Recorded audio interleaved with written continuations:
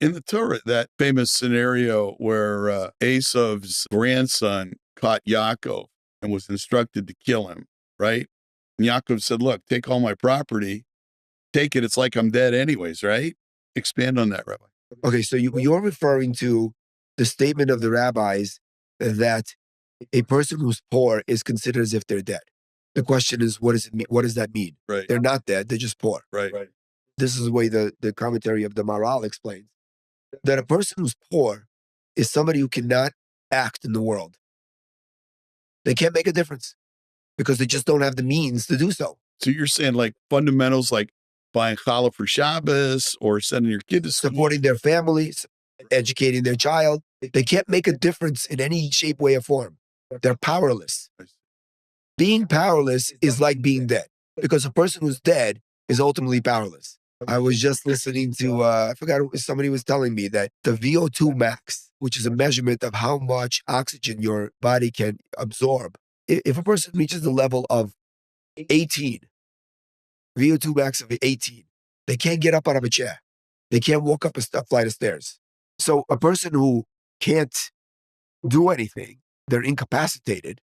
It's as if that's what a dead person is. A dead person ultimately is a person who's incapacitated, can't do anything. So that a person who's poor, in that aspect that they're powerless, are considered as if they're dead. That's what the rabbis mean. I remember that not having children and being without sight are the other two that would cause someone to be defined as dead also.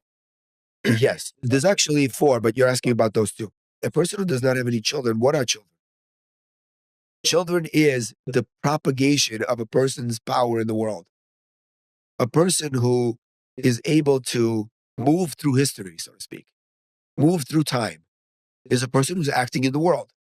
A person who's childless, I don't mean to be insensitive, that God gives and God takes for children. We should all be well, and we should all have success and happiness. But a person who doesn't have children, in a sense, is powerless, that they can't propagate their power, their influence through time, through the future. Mm-hmm.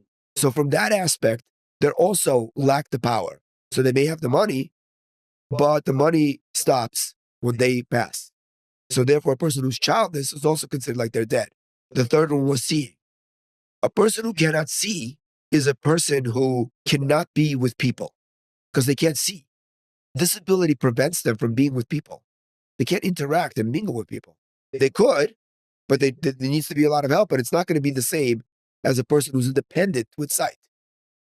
In that way, they're powerless also to have influence on people. That's why they're considered also as if they're no longer, from that aspect, they're also considered like the dead. The 4th one is Metsora, a spiritual disease, which is described in Leviticus. It's commonly known as leprosy, but it's not really. Right. You ask all the medical expert doctors about this disease called tsaras, right. They'll say that it was a spiritual disease. One of the laws that a person who contract this disease is they have to be put outside the camp. Right. They have to be separated from the rest of the community. Well, being separated from the rest of the community in the eyes of the rabbis, a person lacks power. They lack influence. And so from that perspective, they're also considered as if they're not alive. Wow.